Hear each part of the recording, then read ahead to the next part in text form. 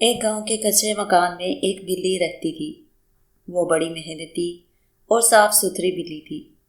ہر روز صبح اٹھ کر وہ گھر کی صفائی کرتی، جھاڑو لگاتی اور اپنے بستر کو درست کرتی۔ بلی کا ایک چھوٹا سا بچہ بھی تھا جو بہت شرارتی تھا۔ جب ماں گھر کی صفائی کر کے چیزیں سلیقے سے رکھتی تو چھوٹا بلی کا بچہ کھیل کھیل میں انہیں بکھیر دیتا۔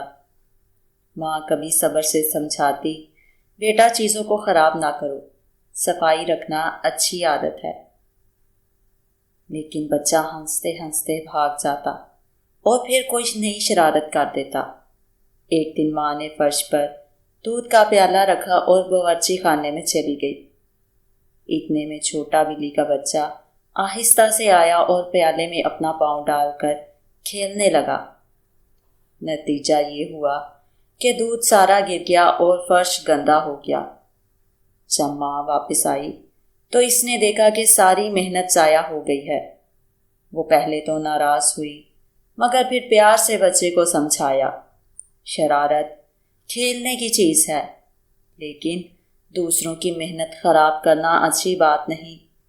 بلی کے بچے نے شرمندگی سے اپنی ماں کی طرف دیکھا اور وعدہ کیا کہ آئندہ وہ شرارتیں کرے گا تو صرف کھیل میں، نہ کہ گھر کے کام خراب کرنے میں۔ اس دن کے بعد بلی کا بچہ اپنی ماں کا کام خراب کرنے کی بجائے اس کی مدد کرنے لگا۔ وہ بھی صفائی میں ہاتھ بٹاتا اور ماں کو خوش کرتا۔ یوں ماں اور بچہ دونوں خوشی خوشی ایک صاف ستھرے گھر میں رہنے لگے۔